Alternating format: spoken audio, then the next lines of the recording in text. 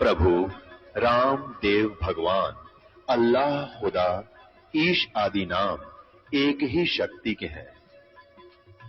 वो कैसा है, कहां है, कैसे मिलता है, किसने देखा है?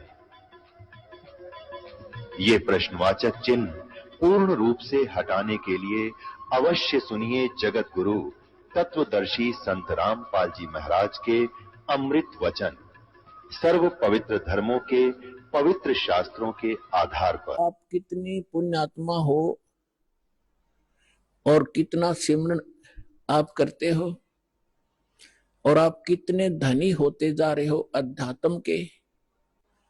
कबीर साहब कहते हैं, कबीरा सब जग निर्धना, धनवंता ना कोई, धनवंता सो जानियो जिस पर राम नाम धन हो। अब आज अरबपति है और कल मृत्यु हो गया, भक्ति करी नहीं तो कल क्या है, वो गधापति है। फिर वो गधा बन के घूम रहा होगा, कुत्ता बन के गलियों में सैर सपट्टे कर रहा होगा, टट्टी खा रहा होगा, खा के यहाँ का धन। तो पुण्यात्माओं, इस परमात्मा की शरण में आपको यहाँ के भौतिक सुख भी आपके डिमांड रिक्वायरमेंट के अनुसार अवश्य देगा ये दाता, और फिर आपकी जो भक्ति की शेष पूंजी को सुरक्षित रखेगा ताकि चल आपके यहाँ जाते समय आपका धन सुरक्षित रहे। अब क्या बता रहे हैं? सतनाम पालड़ रंग होरी हो, 14 लोक चढ़ाव राम रंग होरी हो, 3 लोक पास्यंग धर रंग होरी हो, तो ना तुले तुलाया राम रंग होरी हो। और हम हमारी बुद्धि कहां सेट कर दी इस काल ने, यहाँ के इस काल की माया की भांग पी ली हमने। एक सरपंच बन जाता है, बस पूछो मत, वो अपने आप को पता नहीं कि महान मान बैठता है। और कोई चेयरमैन बन जाता है 4-5 सरपंचों के ऊपर, बस कहना ही क्या। एक मंत्री और मुख्यमंत्री बनकर काख पीटते फिरते बगैर ज्ञान के बच्चों वाले खिलौने खेल रहे हैं। और आप वो हो जो मनुष्य जीवन के इस उद्देश्य को प्राप्त कर रहे हो, सफल कर रहे हो। तो कहने का दास का तात्पर्य है, जिस प्रसंग को लेकर चले हैं उसी पर आते हैं कि जैसे अब ये परमात्मा का मार्ग प्रारंभ हो गया है, परमात्मा का आदेश है कि पूरे विश्व में जाओगा। परमेश्वर ने इस काल के साथ एक कमेंटमेंट हुआ था। काल तो ये राजी हो गया था, उसने तो ये चतुरता करी थी कि कलयुग में ये इतने कंडेम हो जाएंगे, भक्तिहीन भी हो जाएंगे और इनकी वृत्ति भी खराब हो जाएगी, ये भक्ति के योग नहीं रहेंगे, सब चापलूस हो जाएंगे, विकारी बन जाएंगे। इसलिए उसने कहा था कि भगवान 3 युगों में जीव थोड़े ले जाना। परमात्मा ने कहा था कि तूने सभी मेरी आत्माओं को ऐसा दुखी कर दिया, इनकी क्या दुर्दशा कर दी तूने, गधा बना रखा, कुत्ता बना रखा, क्या ये ऐसे थे जब तेरे पास आए? तब इसने प्रार्थना करके, ये अलग स्टोरी है लेकिन हिंट देना पड़ेगा, फिर आगे चलेंगे। तो उसने प्रार्थना की थी, भगवान 3 युगों में जीव कम ले जाना। मालिक को भी पता था, क्योंकि हमारी शंका बहुत ज्यादा है, तुरंत उत्पन्न हो जाएंगी कि परमात्मा ने ऐसा क्यों वर दिया 3 युगों में जीव ना ले जाने का। तो हमने ऐसे नकम्मा काम किया था, उसके बदले में ये सजा भी थोड़ी है हमारे को। फिर भी परमात्मा को पता था कि सतयुग त्रेता द्वापर में इनकी घनी कमाई होगी भक्ति की, और ये दुखी नहीं होंगे। जैसे संस्कार आपके होंगे उसी प्रकार परमात्मा ने इस पृथ्वी पर वैसा ही माहौल बना देता है दाता। बढ़िया समय पर वर्षा होती है, बड़े फलदार वृक्ष होते हैं, सब शरीर हो जाएंगे, तो फिर सुख होता है उनको। और सुख में भगवान की भक्ति प्राणी फॉर्मेलिटी करता है, और दुखी प्राणी जब हो जाता है तब उसका दुख संकट निवारण हो जाता है। फिर उसको बताया जाता है यदि आपने फिर से भक्ति छोड़ दी तो वो कष्ट फिर आ जाएगा, तो वो कभी नहीं छोड़ेगा, आजीवन भक्ति करेगा और वो सफल हो जाएगा। और सतयुग त्रेता द्वापर में ये जीव घना दुखी नहीं होता, शरीर मजबूत होता है, लंबी आयु होती है, खूब ठीक सा इसका जो है बना रहता है व्यवहार। तो उस मालिक को मालूम था कि ये भक्ति नहीं करेंगे, क्योंकि सभी भक्ति करते थे लेकिन शास्त्र विरुद्ध करते रहे, और जिस कारण से वो सोच रहे थे जो साधना हम कर रहे हैं इसी से हमें लाभ हो रहा है, और हो रहा था, वो पिछली बैटरी चार्ज से वो प्रयोग कर रहे थे, अपनी पिछली मलाई खा रहे थे। तो इस प्रकार परमात्मा को पता था, तब उसने कहा था ठीक है, चौथे युग में, कलयुग में मैं अपना ज्ञान प्रचार करूंगा। तो काल ने कहा था कि देखो जी, जबरदस्ती ना करना, बलपूर्वक मत ले जाना, आपके ज्ञान को कोई माने, समझे, स्वीकार करे और आपकी भक्ति करे तो वो आपके हों, और जो मेरे ज्ञान को, जो मैं नकली अपने दूत भेजूंगा अपना ज्ञान प्रचार करने के लिए, उनका ज्ञान जो स्वीकार करे तो वो मेरे ही रहे, आप उनको बलपूर्वक न ले जाना। परमात्मा बोला बिल्कुल सही है, जब मेरा ज्ञान ही स्वीकार कोई नहीं करेगा तो खाक जाएगा मेरे लोक में, वो तो वही जाएगा जो मेरा ज्ञान स्वीकार करेगा, मेरी भक्ति ग्रहण करेगा, तब वो जाएगा। तो काल ने, जब परमात्मा ने स्वीकृति दे दी, जब काल ने कहा था कि बेशक, अब परमात्मा आए थे जोग जीत नाम से, कि जाओ जोग जीत संसारा, जीव न माने कहा तुम्हारा, जीव तुम्हारा कहा ना माने, हमरी ओढ़ हो बाद बखाने। फिर कहा था द्वादश पंथ करूं मैं साजा, नाम तुम्हारा ले करूं आवाजा, द्वादश पंथ नाम जो ले ही हमरे मुख में आन समोई, और अनेक पंथ चलाऊं या विद जीवों को भरमाऊं, देवल देव और पितृ धाम पुजवाऊं, और जब ऐसे नकली जब तब सबके मन लाऊं, और जाओ जोग जीत संसारा, जीव ने माने कहा तुम्हारा, जीव तुम्हारा कहा ना माने, हमरी ओढ़ हो बाद बखाने, मेरे वकील बन के खड़े हो जाएंगे, तो रामकृष्ण को कैसे भगवान नहीं मानते हो, क्या कर रहे हो। तो परमात्मा ने कहा था कि अब मेरी भी सुन ले दो बात। चौथा युग जब कलयुग आई, तब हम अपना अंश पठाई, काल फंद छूटे डर लोई, जो जितने तू बकवास कर देगा, जितने तू ये भ्रमित करेगा, बंधन बनाएगा, काल फंद छूटे नर लोई, सकल सृष्टि परवानी खोई। ये परमात्मा का वचन है बच्चों, कोई डूम भाट के गीत नहीं है, समर्थ के वचन है। कि कहते हैं कलयुग बीते 5500 पाचा, तब ये वचन मेरा होगा साचा, और कलयुग बीत जावे जब एता, सकल सभी प्राणी और परम पुरुष पद चेता। अब परमात्मा ने कहा था कि जब चौथा युग कलयुग आएगा तब मैं अपना अंश भेजूंगा, और उस समय काल के सारे फंद, तेरे सारे दाव पेच, ये अज्ञान को काट दिया जाएगा, और सकल सृष्टि उपदेशी होगी, नाम लेवेगी। और फिर कहा था कि जब कलयुग 5505 बीत जाएगा तब मेरा ये वचन सत्य होगा, और उस समय पूरा विश्व उस परमात्मा के उस परम पद का जानकार होगा, उसको पता चले। अभी तो हम स्वर्ग और नरक, कोई व्यक्ति मर गया, नो स्वर्गवासी हो गया, चाहे जाता हो नरक में, हमने एक कोड वर्ड बना रखा था। तो अभी तक हमने सतलोक और सचखंड का पता ही नहीं था, परमात्मा का परम पद कौन सा है और कहाँ रहता है, कैसा है, कैसे प्राप्त होता है। और ये नकली पंथ चले थे काल के, राधा स्वामी पंथ और कबीर पंथ, जो 12 पंथ है कबीर जी के नाम से चला रखे, सारे नकली और काल के प्रेरित हैं। इनमें ना सत्य ज्ञान है, ना सत्य साधना है। तो अंडरस्टूड है, जानना ज्ञान सत्य है, ना वहां नाम साधना सत्य है, तो क्या है वो तो खोखा है, नकली है, डुप्लीकेट सारे। तो अब परमात्मा ने कहा कि पूरा विश्व इस ज्ञान से परिचित होगा, पूरा विश्व नाम लेगा। अब प्रसंग चल रहा था कि 2 प्रकार से मानव शरीर प्राप्त होते हैं। एक तो टर्न वाइज होता है कि नरक स्वर्ग भोग के, उसके बाद फिर 84 लाख प्रकार के प्राणियों के शरीरों में कष्ट उठा के उसको एक मानव शरीर मिलता ही मिलता है। तो वो उस प्रकार का प्राणी शीघ्र भक्ति पर नहीं लगता, उसके अंदर एक ऐसा गुण होता है, अवगुण होता है, वो बहुत ही देर से बहुत समय लगेगा उसमें, लेकिन मालिक की दया जो दास ने कल उदाहरण दिया था, उस तरीके से उसके ऊपर असर होता है। वो भी तरीका मालिक उन बच्चों के लिए भी अपनाएगा अब। लेकिन जो बता रहा दास के, एक पिछले संस्कारों से पुनर्जन्म होते रहते मानव के, उसके लिए अभी तक दास या भूमिका बना रहा है, ये समझाने के लिए आपको कि जैसे आप जी को प्रथम मंत्र दिया जाता है। पहले परमात्मा ने इस प्रथम मंत्र में केवल ये बीच वाले 5 नाम ही दिए जाते थे,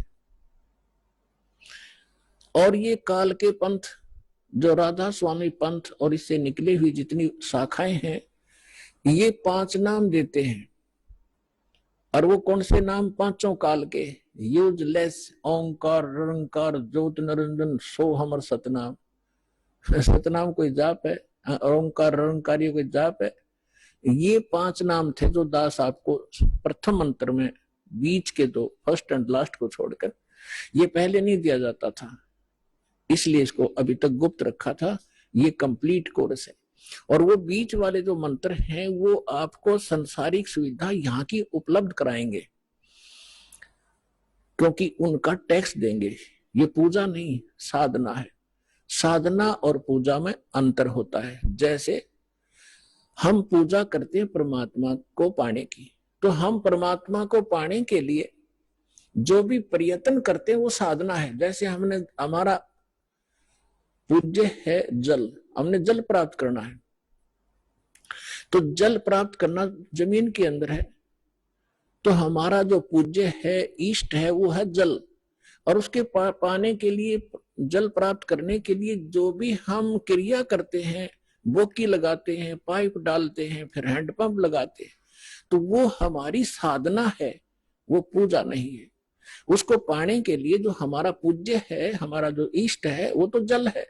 उसके लिए जो प्रयत्न किया गया वो साधना है, और वो पूजा है उसको पाने की। तो इस प्रकार इसको पूजा और इसको समझना। हमारी आस्था तो जल के अंदर है, उन इंस्ट्रूमेंटों में थोड़ी है, और उनके बिना वो मिले नहीं। तो इसी प्रकार ये जो प्रथम मंत्र आपके दिए जाते हैं, ये साधना है।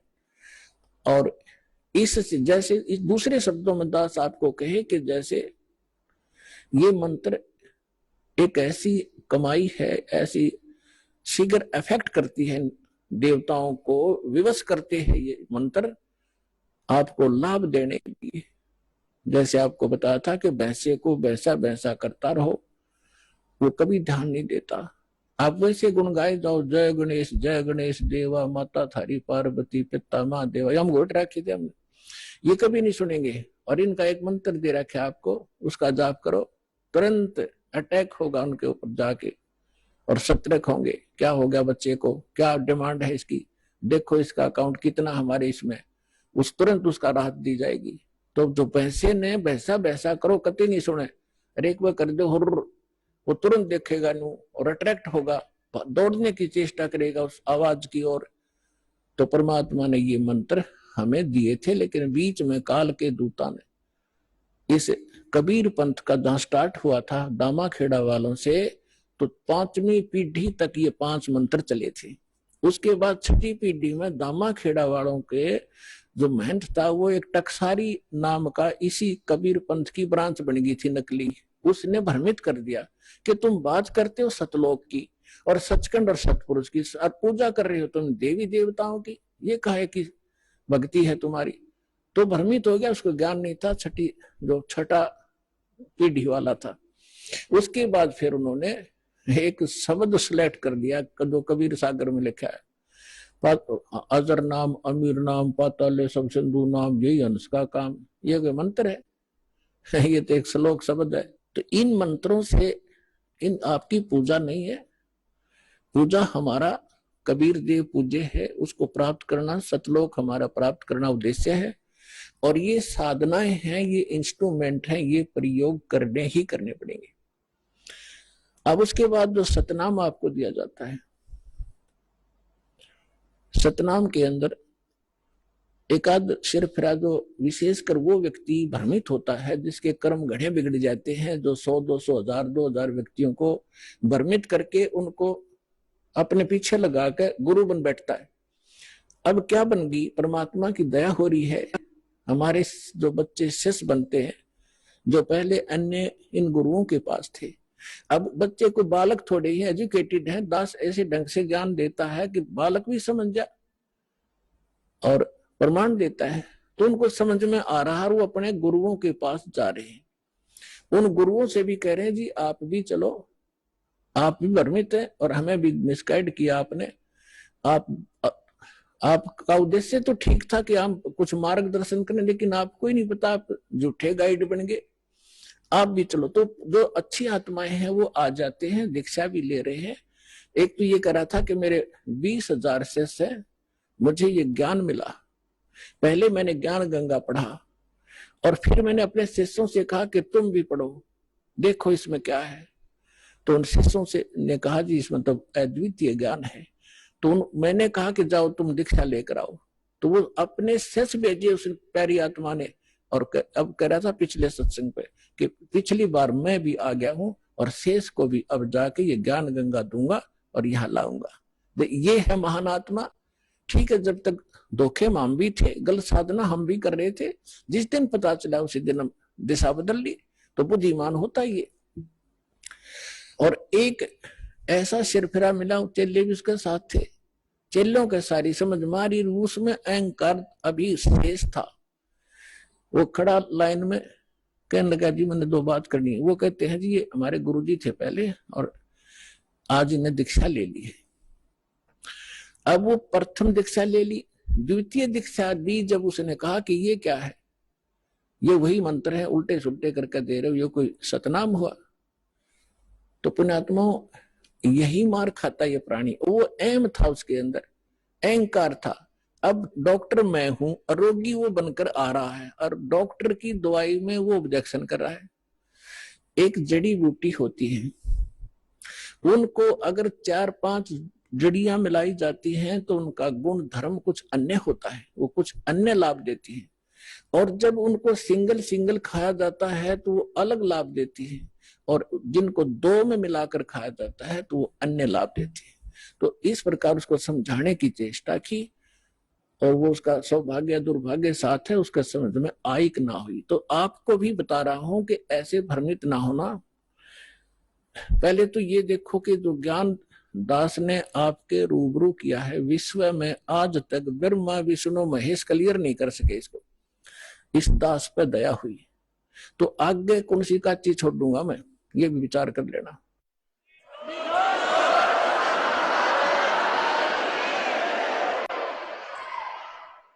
और फिर ये साथ साथ एक पॉइंट को क्लियर करने के लिए 6 उदाहरण देता हूं, ऐसे मजबूत जो हलाए नहीं हिल सकते। यही मंत्र किस किस ने जाप किया? आदरणीय धर्मदास साहिब जी ने यही 2 मंत्र का अक्षर का नाम यही जाप किया, आपके रूबरू कर रखा है। नानक साहिब जी परमात्मा से सीधे मिले, परमात्मा उनको बेई नदी पर जिंदा महात्मा के रूप में सचखंड लेकर गए और फिर उनको वापस छोड़ा, तीसरे दिन अदृश्य रखा। और फिर उन्होंने कौन सा नाम जाप किया? उनकी समुद्र की साखी परमात्मा जो बाला वाली जो साखियां हैं, जन्म साखी, उसके अंदर एक समुद्र की साखी है। उसमें एक कथा है कि एक समय बाला और मर्दाना नानक साहिब के साथ रहा करते थे अधिकतर। उन्होंने एक दिन प्रार्थना की, गुरुदेव हम श्रीलंका जाना चाहते हैं, देखना चाहते हैं, दया करो। उन्होंने कहा आंखें बंद करो। आंखें बंद करके खोली तो समुद्र के किनारे खड़े थे। नानक साहिब जी ने कहा कि आओ मेरे साथ साथ समुद्र के ऊपर चलेंगे और वाहेगुरु बोलते रहना। तो ऐसे चल पड़े जैसे थल पर चलते हैं, आगे आगे नानक देव जी, पीछे वो दोनों बच्चे बाला और मर्दाना। तो नानक साहिब जी ने, वैसे तो ये सिमरन श्वास से करना होता है, उन्होंने जानबूझ के झटका देना था, क्योंकि परमात्मा का सख्त आदेश था, धर्मदास मेरी लाख दुहाई। और ये मूल ज्ञान अभी कई बार जाई, ये सार नाम और सतनाम अभी किसी को देना नहीं, नहीं तो नकली पंथों के हाथ लग जाएगा। और जब मेरा दास आवेगा वो कैसे भिन्नता बताएगा, ये सारी विचलित हो जाएगी कहानी। हमारा सारा जो है ना काम बिगड़ जाएगा और काल का फिर से दाव लग जाएगा, मेरे बच्चे मुझे पहचान नहीं सकेंगे। तो वो महापुरुष थे, जैसे वेद में लिखा है कि दृढ़ भक्त को मिलते हैं, वो आकर के अपना ज्ञान देते हैं।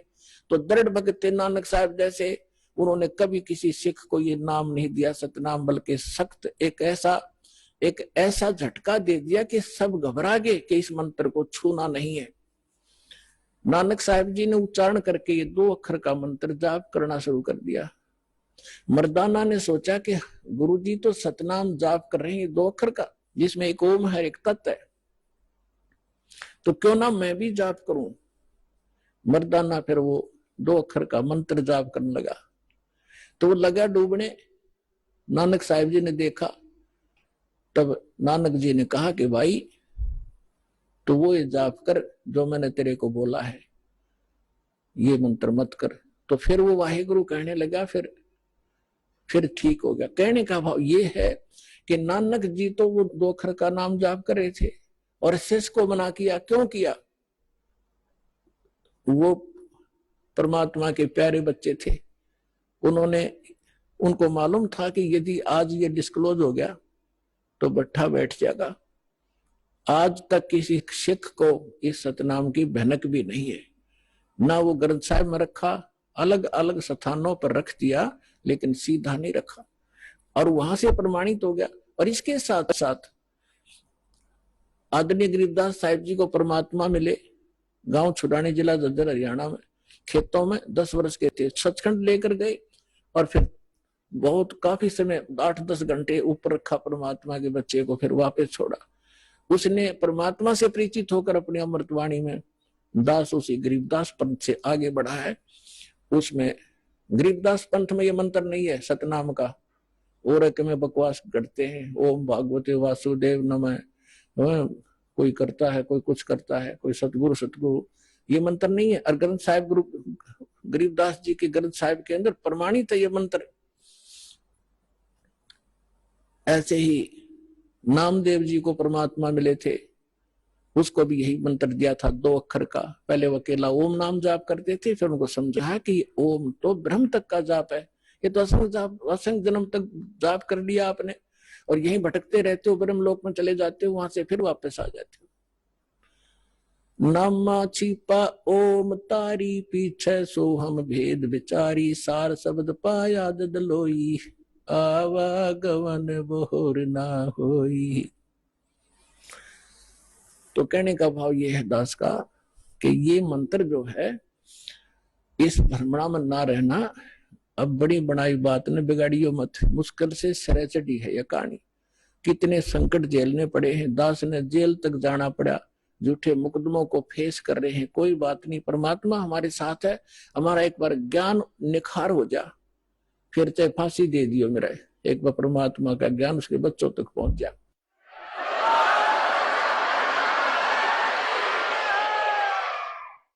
तो पुण्यात्माओं, परमार्थ के लिए संत आते हैं, और जो परमार्थ नहीं कर सकता वो खाक संत है। और संत किसे कहते हैं? सतगुरु उसे कहते हैं। सतगुरु के लक्षण कहूं, मधुरे बेन विनोद, 4 वेद 60 शास्त्र वो कहे 18 बोध। सतगुरु होगा जो इन सदग्रंथों से ज्ञान दे और प्रमाणित ज्ञान हो। अब जो प्रसंग चल रहा है कि जैसे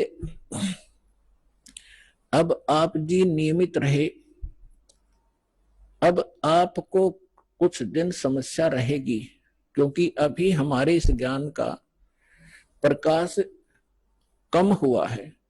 घर घर के अंदर विरोध है, गांव गांव में विरोध है, समाज के अंदर विरोध है, क्योंकि इस जगत और भगत के क्रियाओं में और विचारों में सदा से भिन्नता रही है। और इसीलिए कहा है कि जगत और भगत का आपस में विरोध रहा ही है, और ये रहेगा भी। जब तक जगत को आप जैसा ज्ञान नहीं होगा तो वो विरोध करेंगे ही करेंगे, स्वाभाविक है, उनको अच्छा सा नहीं लगता।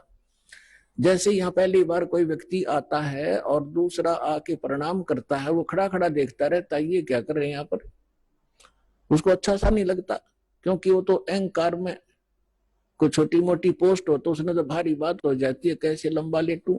ये होता उनमें जो भक्तिहीन होते हैं पिछले जन्म के, और पिछले जन्म के भक्ति युक्त प्राणी होते हैं, चाहे कितना बड़ा अधिकारी हो तुरंत समर्पित हो जाता है। वो पिछले संस्कार उसको अपने आप झुका देते हैं।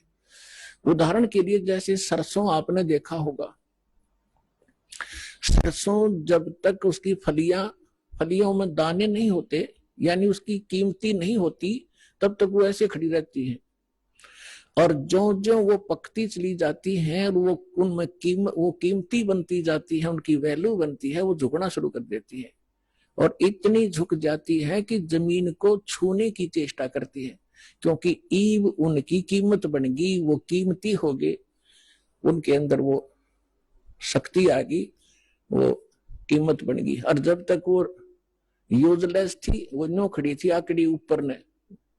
तो इसी प्रकार जो पूर्व जन्म के भक्ति युक्त होते हैं, उनका स्वभाव होता झुकने का, वो खड़े रह ही नहीं सकते। उनके अंदर पिछली भक्ति इतनी जबरदस्त होती है। और जो भक्तिहीन होते हैं वो आकड़े रहा नो, लेकिन उनमें भी भक्ति बन जाएगी। सत्संग सुनेंगे, भगवान की अमृत वाणी सुनने मात्र से संस्कार शुरू हो जाते हैं। चाहे वो घर पर सुन रहा है मालिक दास के वचन, किसी टीवी पे, या अपने किसी इस सिम के अंदर, या इस चिप के अंदर से जो सत्संग सुनते हैं, वो भी संस्कार भरने शुरू हो जाते हैं, उसमें वजन बनना शुरू हो जाता है। फिर धीरे धीरे यहाँ भी आता है, फिर सत्संग सुनता है, यहाँ जो है प्रणाम करता है, फिर उसके अंदर भक्ति संग्रहित होकर अपने आप झुकना उसका स्वभाव बन जाएगा। फिर उसको बुरा लगेगा तो झुका नहीं का, प्रणाम नहीं करेगा तो उस पर कह नहीं जा। तो जो प्रसंग चल रहा है कि अब ये बिचली पीठी चल रही है, और इसमें क्योंकि सत्संग एक सामूहिक तौर से सब विचार व्यक्त किए जाते हैं, ये एक सामूहिक लेक्चर है जिसमें प्रथम कक्षा के बच्चे भी होते हैं जो पहली बार आए हैं, कुछ ऐसे भी होते हैं जो वैसे ही सत्संग श्रवण करने के लिए भी आए हैं, कुछ ने आज ही उपदेश लिया है, कुछ 2 वर्ष के हो गए, कोई 4 बार आए हैं, कोई पुराने भक्त हैं। तो सभी के अनुकूल इस सत्संग के माध्यम से संदेश दिया जाता है, और उनको जिसको जहां कोई त्रुटि होती है, ये वचन वही काम करते हैं। जैसे आपको कोई बीमारी रोग है, इंजेक्शन कुल्ले पर लगाएंगे, वो उसी दर्द पर जाकर काम करेगा जो रोग होगा। इसी प्रकार कोई रोग की टेबलेट है, मुख से खाई जाती है, वो अपने आप वहां काम करेगी जहां वो रोग है। तो इसी प्रकार ये सत्संग सामूहिक तौर से सबके ऊपर बिखेरा जाता है, और जिस सत्र का जो भक्त होता है उसको उसी सत्र का ज्ञान उसके लिए अनिवार्य होता है, और उसमें उससे फिर वो प्रेरित होता है, फिर संभल जाता है, कोई त्रुटि भी उससे हो जाती है। तो इसलिए इस सामूहिक तौर से सभी फाउल पॉइंट भी बताए जाते हैं कि यहाँ आप मार खाते रहे हो और ये समस्या आ जाती है। तो दास जो कह रहा था कि अभी आपको कुछ परेशानियां आएंगी, और आ भी रही है, और फिर भी आप संघर्ष कर रहे हो समाज के साथ, क्योंकि आपको ज्ञान सही प्राप्त हो गया और आपको सुख भी मिल रहा है, और समाज अभी इस ज्ञान से अपरिचित है। तो अभी कुछ दिन और थोड़ी सी समस्या आपको रहेगी, फिर जो पूरे विश्व में ज्ञान फैल जाएगा, सब आपके साथी हो जाएंगे। आप जो भी वचन कहोगे, जैसे हमने रामायण और महाभारत सुनते सुनते कान पक गए, हजारों वर्षों से सब ने सुन ली, सब ने मान ली, सारी सही बिल्कुल राम कृष्ण समर्थ भगवान। अब कोई भी कितना खड़ा होकर कोई कहा करता कृष्ण जी ने न्यू कर दिया, सारे नाड़े लाया करते, हाँ जी बस ये समर्थ शक्ति है, सर्वशक्तिमान है, हाँ जी। अब कहते हैं झूठ को 100 बार सुन ले वह सत्य लगने लग जाती है, और हमने सुन रखी थी लाखों बार, तो वो एक रस हो गया था, तो ऑब्जेक्शन नहीं रहा। अब ये सच्चाई भी ऐसे ही दास बार बार रह कर सुनाओगा, तो ये सच्चाई भी आपको एक दिन सबने स्वीकार करनी पड़ेगी, और सभी ऐसे ही गर्दन हिलाया करेंगे, बिल्कुल सही, यही है ज्ञान, और ज्ञान ही नहीं, और यही कबीर है भगवान, और भगवान ही नहीं, इस ज्ञान से ही होगा। तो इस प्रकार अभी आपको प्रॉब्लम रहेगी, और संघर्ष करो, ये तो आजादी की सी लड़ाई समझ लेना। लेकिन हमारी लड़ाई हथियारों की नहीं, ज्ञान के शस्त्र से हमने लड़ना है। कबीर साहब का ज्ञान ऐसा है, कहते हैं और ज्ञान सब ज्ञानड़ी, कबीर ज्ञान सो ज्ञान, और जैसे घोड़ा तोप का करता चले मैदान। मैदान तो कर दिया शंकराचार्य, हमने निमंत्रण उनको दे लिया, कहा जो जी चर्चा करो, कुछ हमारी त्रुटि हमें बताओ, आपकी हम बतावांगे उसको, एक समाज को एक दिशा दे दें। लेकिन कुछ भी रहा हो, चाहे वो अपने आप को गण्याडी मान रहे होंगे, के जावा रामपाल का तो कोई अस्तित्व नहीं है, लेकिन फिर भी गरीब के पास भी आ जाना चाहिए बड़े आदमियों ने, जो आमंत्रित करता है। दूसरी बात यह है कि उनके पास कख नहीं, उनको सारा पता लग चुका है।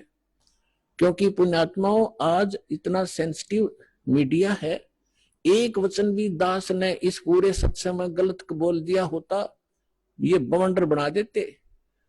और आज मैं सीधा छाती में मार रहा हूं इनके सच्चाई को, और कोई चसक नहीं रहा, इतना वजन है सच्चाई के अंदर।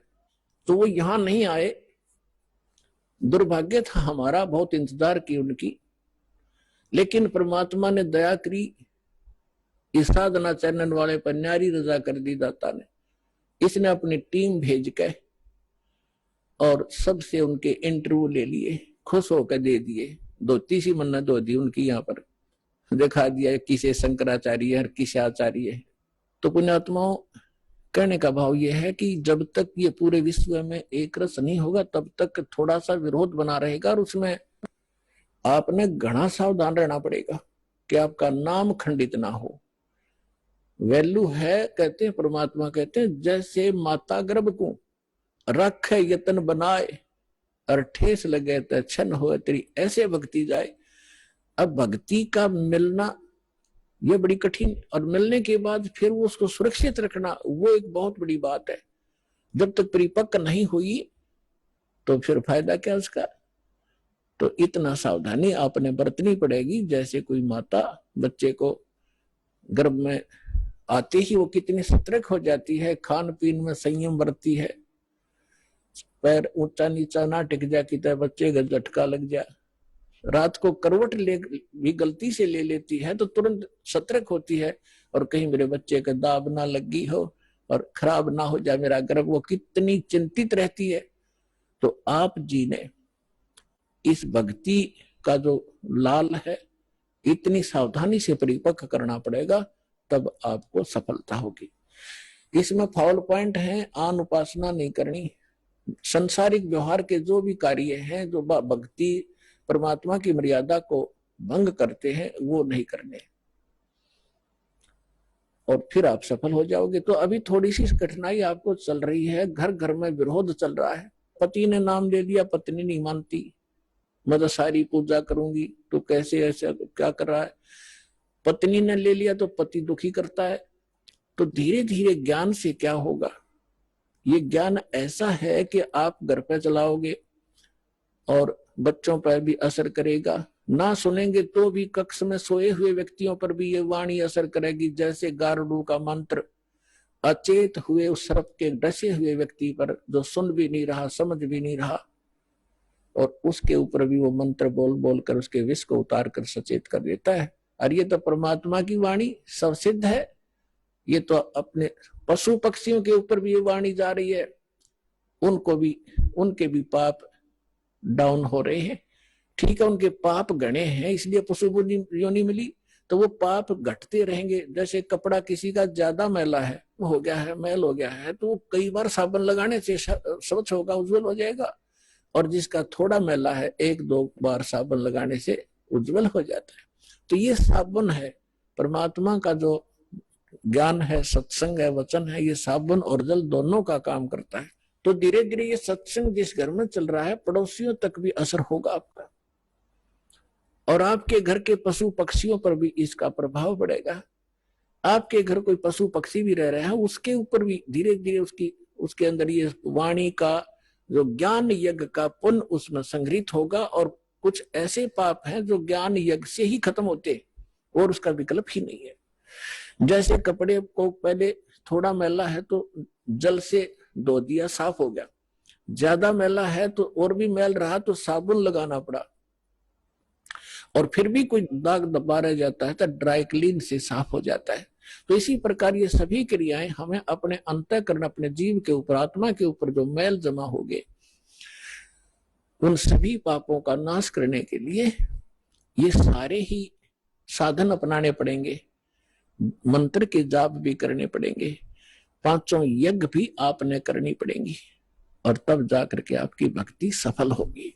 तो इसमें फॉल पॉइंट दास आपको बता रहा है कि ये भ्रमित ना होना, ऐसे कोई व्यक्ति आपके साथ डिस्कस भी करे तो उसको समझाना कि देखो, पहले तो जब हम डॉक्टर के पास जाते हैं तो डॉक्टर की औषधि में हम स्वयं ही विवेचन करते हैं, तो फिर उस डॉक्टर के पास जाने की आवश्यकता ही नहीं कि इसने दवाई ठीक नहीं दी तो कोई और देखो, वहां से लो।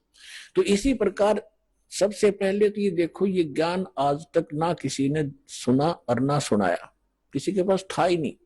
और जिन महापुरुषों के पास था उनको प्रतिबंध कर दिया था, मालिक ने प्रतिज्ञा करा दी थी कि अभी इसको डिस्क्लोज ना करना।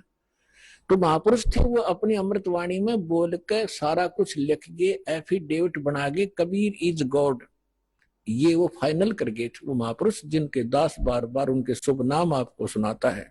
और फिर हमारे सदग्रंथ उसी का प्रमाणित करते हैं कि कबीर इज गॉड।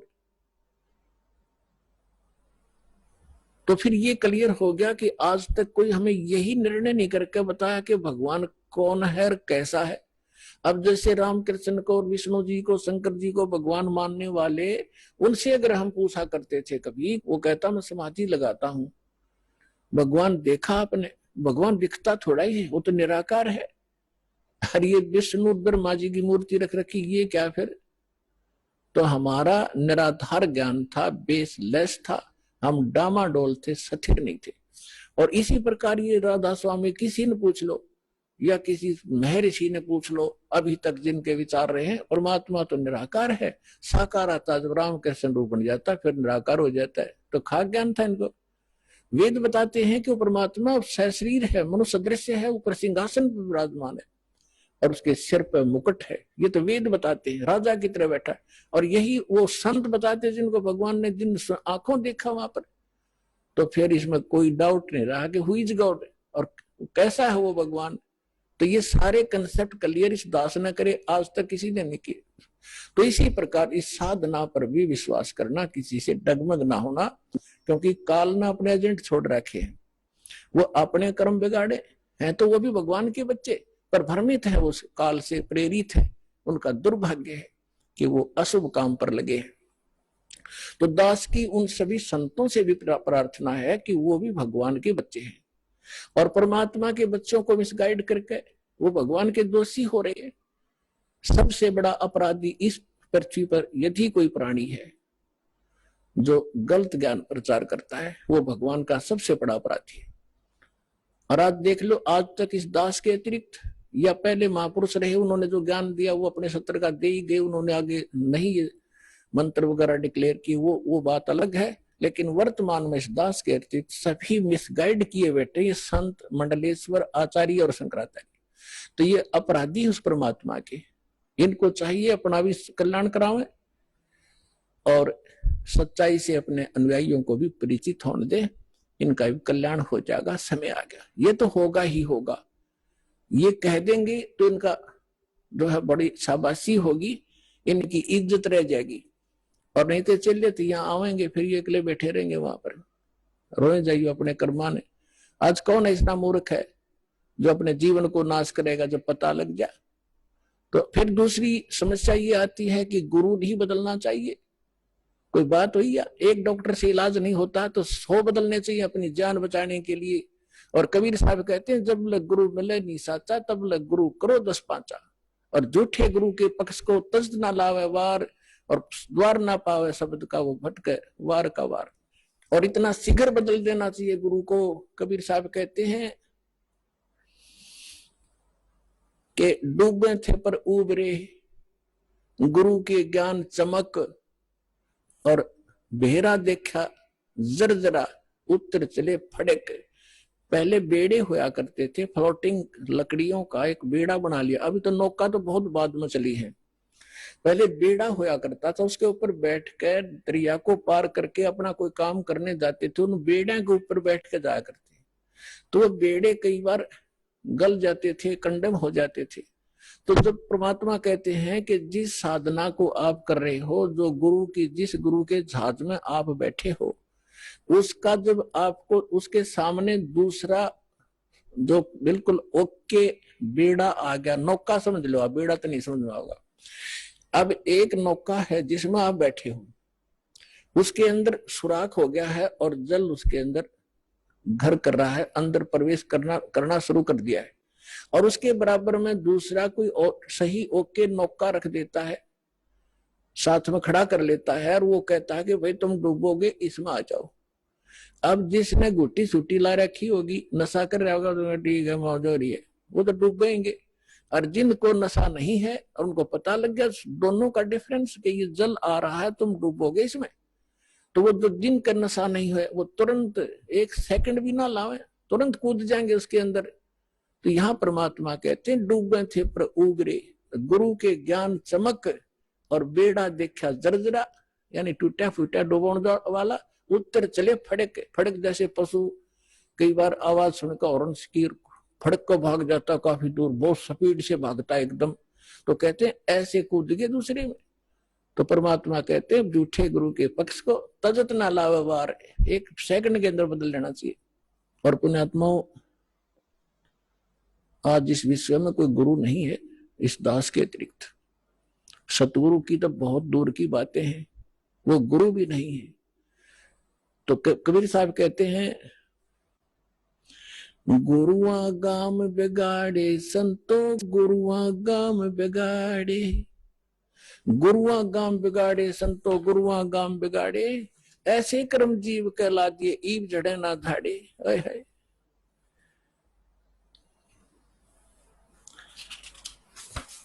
अब परमात्मा रह रहकर अपने उस ज्ञान के माध्यम से हमें बताना चाहते हैं कि गुरुआ गाम बिगाड़े संतो, इन गुरुआ गाम बिगाड़े, इन नकली गुरुओं ने जगह जगह गुरु बने बैठे, और ऐसे कर्म जीव कहला दिए बहुर झड़े ना झाड़े।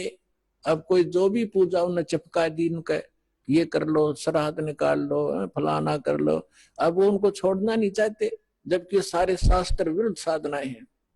अब क्या बताते हैं, पाहन को परमेश्वर कहते, या नंदा बड़ी भारी, या को मोकू समझ पड़ी है पूजा दी अगारी, जो हड़का जल भर कह लाए शरणामृत ठहराए, जड़ के चरण धो के दिन ने फिर चेतन को फिर पे।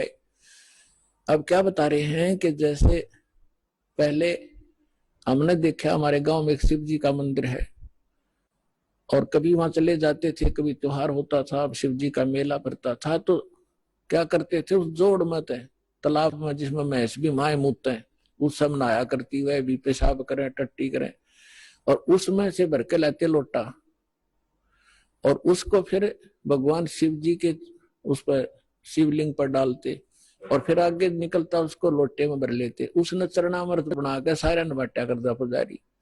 परमात्मा कहते हैं कि जो हड़का जल भर के लाए तालाब से और चरणामृत ठहराए, और जड़ के चरण धो के प्याए, उस पत्थर की मूर्ति के चरण धो के प्याए। आइए अब हम उन श्रद्धालुओं के अनुभव जानते हैं जो जगत गुरु तत्वदर्शी संत रामपाल जी महाराज जी से दीक्षा प्राप्त कर चुके हैं तथा उनके द्वारा बताए गए भक्ति मार्ग पर चल रहे हैं। नमस्कार जी। नमस्कार सर। क्या नाम है सर आपका? शोभा दास है जी। शोभा जी, आप कहाँ के रहने वाले हैं?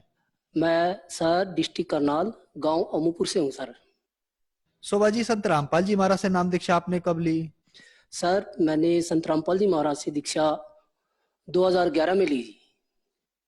संत रामपाल जी महाराज से नाम दीक्षा लेने से पहले आप क्या भक्ति साधनाएं करते थे? सर भक्ति साधना तो जैसे आम समाज की तरह घर में माई मसानी सेठ शीतला की जो भक्ति करते हैं, ऐसे हम भी किया करते थे सर। सर फिर आप संत रामपाल जी महाराज की शरण में कैसे आए? सर संत रामपाल जी महाराज की शरण में आने से पहले मैं गांव गुमथला गढ़ुआ पेवे के पास, वहां मैं कटिंग का काम करता था, नाई की दुकान थी मेरी, तो वहां काम करता था। तो मेरे पास कटिंग के लिए समाज से लोग आया करते थे, और वहाँ संत रामपाल जी महाराज के शिष्य आया करते थे। सर में बीमार बहुत था। एक दिन क्या हुआ, संत रामपाल जी महाराज के शिष्य ने मेरे को एक पुस्तक दी, ज्ञान गंगा। ज्ञान गंगा पुस्तक देने के बाद वो बोले, मास्टर जी सब इसको पढ़ा करो, शायद आपके दुख कम हो जाए। मैंने कहा ठीक है भाई, पढ़ लूंगा मैं इसको। लेकिन मैंने उसे ले तो ली, मैंने उस पुस्तक को जाके ट्रक में रख दिया। मैंने उसको हाथ नहीं लगाया। कम से कम 4 महीने वो पुस्तक उस ट्रक में रखी रही, मेरे को कोई समय नहीं मिला। लेकिन एक दिन अचानक परमात्मा की दया हुई। दुखी तो मैं बहुत था। मैंने ट्रक से उस पुस्तक को निकाला और फिर मैंने उसको पढ़ना स्टार्ट किया। तो फिर मैंने देखा उसके अंदर एक काल पुरुष भी है। तो फिर मैंने काल पुरुष के बारे में पढ़ना स्टार्ट किया। मेरा इंटरेस्ट बढ़ गया। जैसे जैसे मैं उस पुस्तक को पढ़ता गया तो वैसे वैसे ही मेरी जो दिमाग में टेंशन थी या थोड़ा दुखों का भार था वो कम होता गया। और मैं भगत जी के साथ 19 मार्च 2011 को संत रामपाल जी महाराज के आश्रम में जाके मैंने नाम दीक्षा ली। सर, संत रामपाल जी महाराज से नाम दीक्षा लेने के बाद क्या आपको भी कोई लाभ प्राप्त हुए? हाँ सर, सबसे पहले तो लाभ ये है सर, जब मैं नामदान ले चुका था तो मेरे घर जो दूसरा बच्चा हुआ, पहला मेरे पास लड़का था सर, लेकिन जो दूसरा बच्चा हुआ उसके बारे में मेरे को 10 दिन बाद पता चला। भाई वो जो मेरे घर बच्चा हुआ है ना, वो किन्नर रूप में है।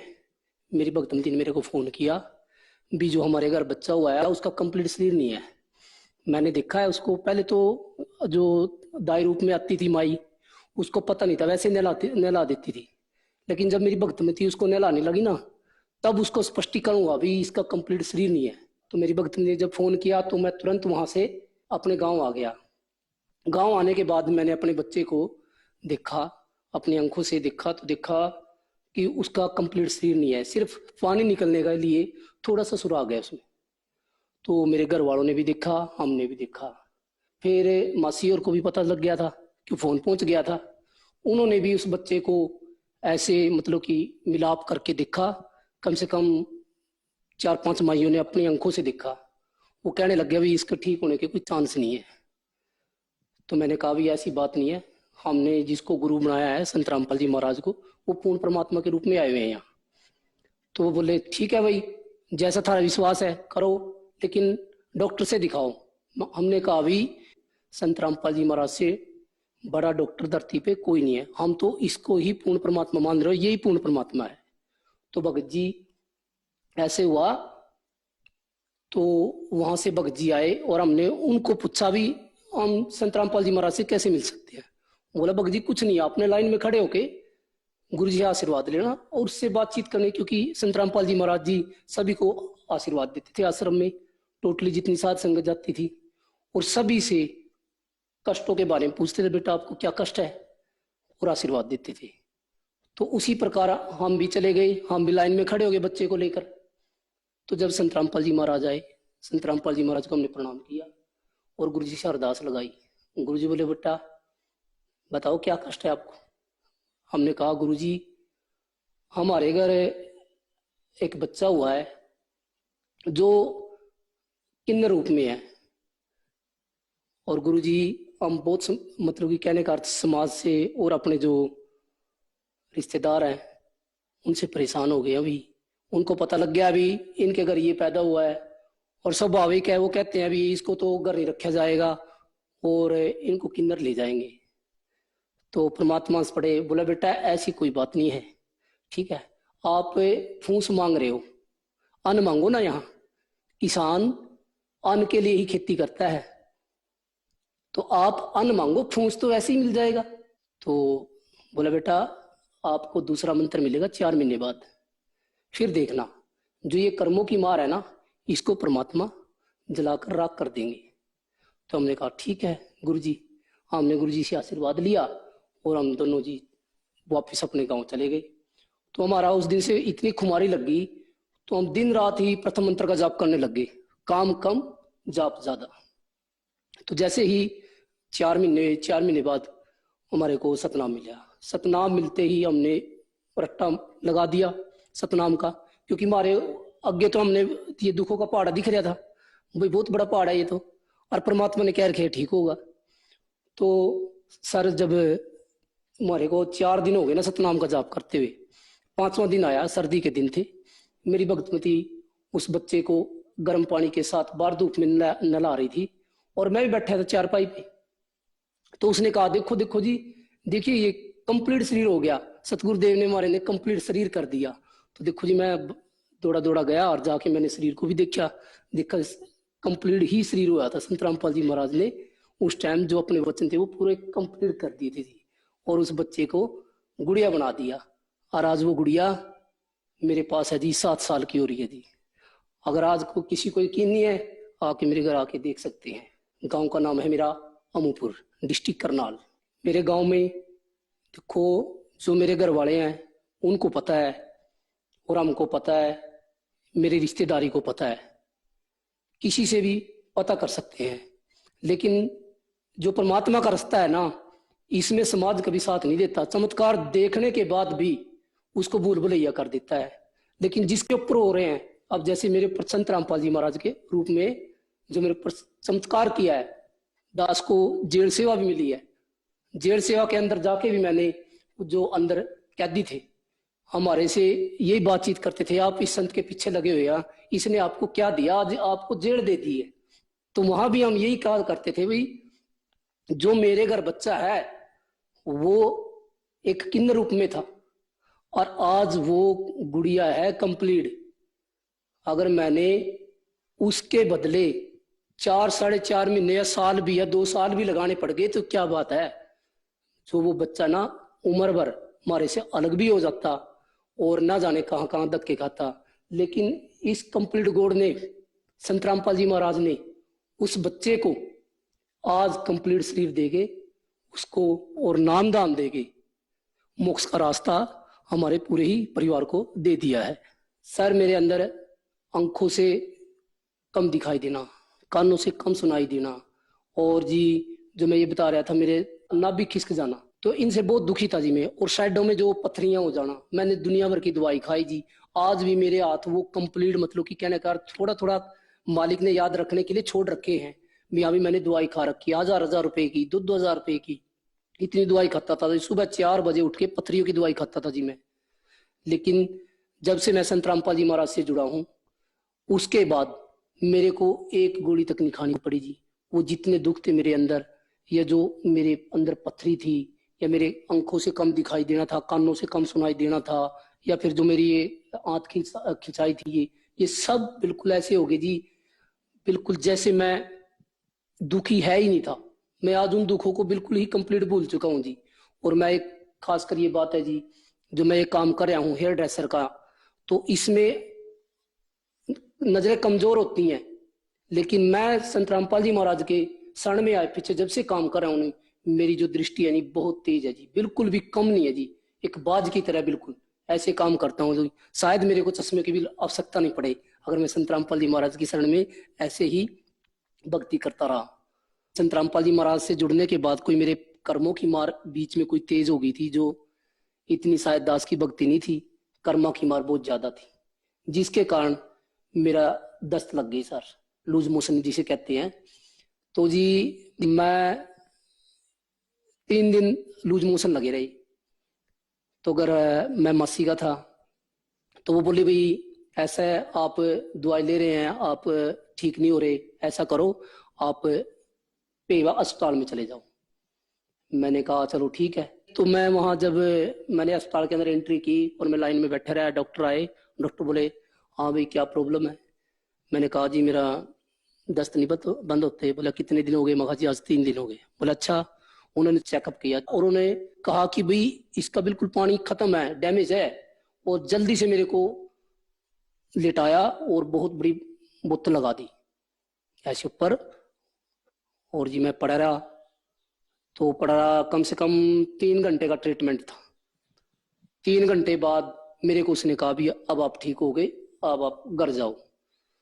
तो कहने लगा किस चीज में आए थे। वहां डॉक्टर जी मैं बाइक पे आया था। बोला हो ही नहीं सकता। बस डॉक्टर जी मैं बाइक पे ही आया था। बोले आप बाइक चलाने लायक है ही नहीं थे। मैंने कहा ठीक है डॉक्टर जी आप नहीं मानते, देखो बाइक ये खड़ी है, चाबी ये रही है। मैंने दोबारा फिर चाबी लगाई और फिर मैं डॉक्टर जी इसी से जाऊंगा मैं। बोला ठीक है भाई। लेकिन मेरे लूज मोशन तब भी ठीक नहीं हुए। तो उसके बाद गांव गुमथड़ा से फिर मेरे को ग्लूकोज की बोतल लगाई गई, डॉक्टर दूसरा बुलाया गया। नहीं, मेरे को कम से कम 4 दिन हो गए दस्त लगते हुए। फिर मैंने मेरे बड़े भाई को ही फोन किया, वो भी गांव में डॉक्टर है, उससे जो मेरे से छोटा है वो भी गांव में डॉक्टर है। तो मैं वहां गया। वहां जाने के बाद मेरे भाई ने मेरे को ग्लूकोज लगा दी। 1 लगाई, 2 लगाई, 3 लगाई, 4 लगाई, तो मेरे दस्त या लूज मोशन बिल्कुल ठीक नहीं हुए। तो उसके बाद मेरे छोटे भाई को जब पता चला, वो भी डॉक्टर था, तो वो भी ग्लूकोज की बोतल ले आया काफी, उसने भी मेरे को लगाई। कम से कम मेरे को 7 दिन हो गए लूज मोशन को। और मैं ऐसे हाथ में ऐसे पकड़े, ऐसे लैटरिन में जाता है, ऐसे रखता। कहने का अर्थ ये था कि मेरा कम से कम 1000 से ऊपर लूज मोशन लग गए। लेकिन मैं संत रामपाल जी महाराज की शरण में था, मेरा शरीर टस से मस नहीं हुआ, ऐसे के ऐसा बिल्कुल। 1000 दस्त लगने के बाद तो आदमी को होश नहीं रहता, 1 दस्त लग जाए तो चक्कर आके गिर जाता है। तो जी क्या हुआ, मेरी बहनें हैं, उनको पता लग गया भी मेरा जो हमारा छोटा भाई है वो लास्ट स्टेज में है, उसको मिल के आए। वो देखो जी, उनके पास गड्डी थी एक सम्मो, वो गड्डी में बैठ के आ गए। आते ही उन्होंने क्या देखा भी, बोले भाई हम आपको ना अस्पताल में एडमिट कराएंगे अच्छे से में, और आपको ठीक कराएंगे। मैंने कहा भी ठीक है, अस्पताल में तो जाया, यहाँ भी जोर लगा लिए, आप ऐसा करो मेरे को आश्रम में ले जाओ। वो बोले ठीक है, हम भी देख लेंगे आपको आश्रम का। ठीक है, मैं गड्डी में इनके साथ चला गया। और जाने के बाद मैंने जैसे ही, उस दिन सत्संग तो है नहीं था, सतगुरुदेव जी दर्शन दे रहे थे, 2 बजे का टाइम था। और वहां जाने के बाद मैं दर्शनों के लिए चला गया। अंदर जाते ही गुरुजी से प्रार्थना गाई। गुरुजी बोले बेटा क्या है? मैंने कहा गुरुजी 8 दिन हो गए दस्त लग रहे हैं, बंद नहीं होते। गुरुजी हंस पड़े, बोला बेटा बस, ये तो कोई खास बड़ी बात नहीं है। गुरुजी ने ऐसे ही हाथ रखा है, ऐसे हाथ रखते ही एकदम जैसे कुछ अंदर से कुछ टूटा हुआ था, सारा सब एकदम से जुड़ गया। एकदम पलक झपकते ही गली एकदम से ठीक हो गया जी। मैं गुरुजी को दंडवत प्रणाम किया और प्रणाम करने के बाद बाहर आया। तो ये बीमारी तो बताने की आवश्यकता नहीं जी यहाँ। तो ज्ञान सुन के जब वो नामदान लेंगे, नामदान लेने के बाद परमात्मा कहते हैं जो ये दास मंत्र देता है, जो जाप देता है, चाहे जन्म मरण की जो बीमारी बताई है मेन, वो ठीक हो जाएगी। ये तो बीमारी कुछ भी नहीं है जी, ये तो पल भर में ही ऐसे बगैर बताए ठीक हो जाएंगी जी। यहाँ जैसे मेरे घर जो मेरा बच्चा था, पल भर में ही ठीक हो गया, ये जाप से ही हुआ। जो संत रामपाल जी महाराज ने कहा था, बोले बेटा आपको मैं 2 अक्षर का सतनाम दूंगा और उससे आप देखना ये पाप कर्म कट जाएगा और ठीक हो जाएंगे। बिल्कुल 100% वही बात हुई जी। हमने 4 ही दिन तो जाप किया था जी सतनाम का, और 4 दिन के बाद जब 5वां दिन पड़ा तो वो कंप्लीट शरीर हो गया। तो जब मेरा बच्चा ठीक हो लग रहा, तो वो भी तो बच्चे उसी पूर्ण परमात्मा के हैं, उनको भी तो वही मंत्र मिलेगा, तो बिल्कुल ठीक होंगे जी। ये तो पूर्ण परमात्मा आए हैं, सभी को बराबर मंत्र देते हैं, सभी को बराबर आशीर्वाद देते हैं। उनकी शरण में ना कोई छोटा है ना कोई बड़ा है, उनकी शरण में सब समान है जी। सर संत रामपाल जी महाराज से नाम दीक्षा कैसे ली जा सकती है? सर संत रामपाल जी महाराज से नाम दीक्षा लेने के लिए जैसे टीवी पे सत्संग चलता है शाम को, तो उस पे एक पट्टी आती है जी। पट्टी पे फोन नंबर लिखे होते हैं जी, जो उनसे कांटेक्ट करें, और जब कांटेक्ट करेंगे तो आपको नाम दीक्षा का जगह अपने आप बता देंगे जी, कहाँ से आपको नाम दीक्षा मिलेगी। धन्यवाद सर। सत साई।